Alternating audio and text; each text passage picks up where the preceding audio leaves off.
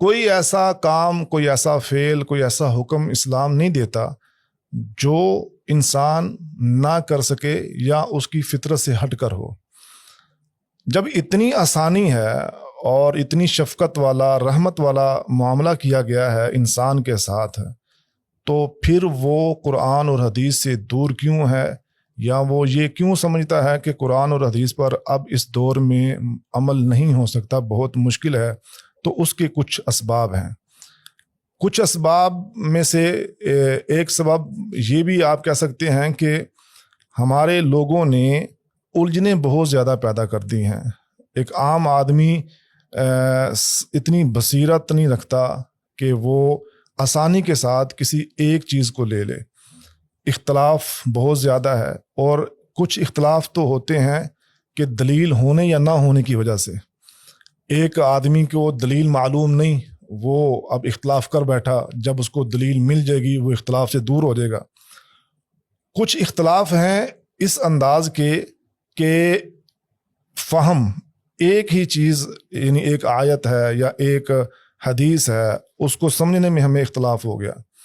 تو پھر ہم، جیسا کہ ابھی ہمارے شیخ یہ بات کر رہے تھے کہ سلف صالحین سے ہم نے لینا ہے، تو وہ فہم پھر ہم نے یہ دیکھنا ہے کہ نبی کریم صلی اللہ علیہ وسلم کے جو دور مبارک میں لوگ تھے، یعنی اصحاب رسول، انہوں نے اس حدیث کو براہ راست پیارے نبی سے کس طرح سمجھا، اس آیت کو جو اللہ کے رسول پہ نازل ہوئی اللہ کے رسول نے اپنے صحابہ کو کس طرح سمجھایا۔ تو اس اعتبار سے ہمارے لیے وہ لوگ مشعل راہ ہیں، ہمارے لیے وہ بڑے ہی انمول لوگ ہیں۔ آج ہم استہزاء کرتے ہیں اور ان کے نام کا مذاق اڑاتے ہیں، سلف صالحین کہہ کر ٹھٹھا کرتے ہیں یا منہج کا نام بگاڑنے کی کوشش کرتے ہیں۔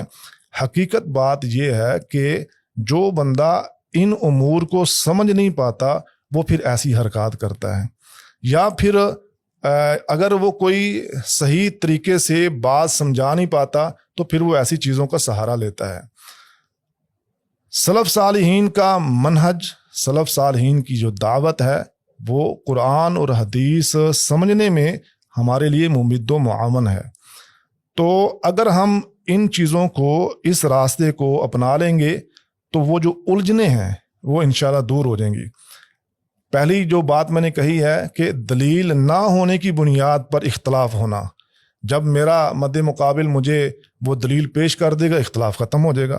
اور یہ انسانیت کی پہلی یہ چیز ہے کہ وہ دلیل کو قبول کرے اور دلیل کے آگے اپنی عقل کے گھوڑے نہ چلائے، دوڑائے۔ تو دوسری بات، وہ فہم میں اختلاف۔ تو جب مجھے یہ پتہ چل جائے گا کہ اس آیت یا اس حدیث سے صحابہ کرام، تابعین، تبع تابعین یہ مراد لیتے تھے، تب بھی چونکہ وہ مبارک دور کے لوگ ہیں اور انہوں نے براہ راست رسول اللہ صلی اللہ علیہ وسلم سے فیض حاصل کیا ہے، تو ہم ان کی بات کو اس بنیاد پر ترجیح دیں گے کہ انہوں نے اللہ کے رسول سے براہ راست اس کو سمجھا اور سیکھا ہے۔ اور دوسری وجہ ہم لوگوں کی دین بیداری ہے۔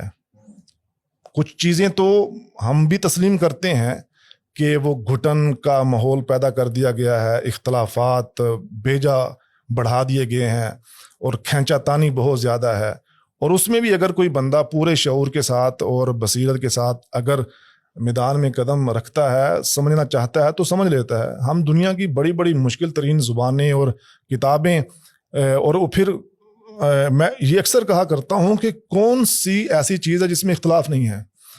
آپ دنیا کے معاملات لے لیں، فزکس، سائنس، بایولوجی، کیمسٹری، ریاضی، آپ تو ماشاءاللہ اس کے فن کے ماہر ہیں، تو ان میں بھی کتنے اختلافات ہیں، تو پھر بھی ہم ان کو حل کرتے ہیں۔ تو اگر اس میں اختلاف ہو گیا یا اس میں کوئی گھٹن یا الجھن پیدا ہو گئی تو اس کو بھی اگر ہم چاہیں، ہم مخلص ہوں تو اس کو دور کر سکتے ہیں۔ حقیقت اس چیز کو، لیکن شرط یہ ہے کہ اسلام مقصود ہو، اسلام امت کی، بالکل، اور اس چیز کو اپنی فرقے کے کا پرچار مقصود نہ ہو، بالکل، پھر ہی سمجھ آئی۔ نقطہ توحید سمجھ تو آ سکتا ہے، لیکن تیرے دماغ میں بت خانہ ہو تو کیا کہیے۔ جیسے سمجھنے کے لیے سب سے پہلی چیز ہے کہ آپ کا پرسپیکٹیو کیا ہے، آپ کا آگے مشن کیا ہے، آپ کس لیے چاہتے ہیں، تو اس کو یقیناً حل کیا جا سکتا ہے۔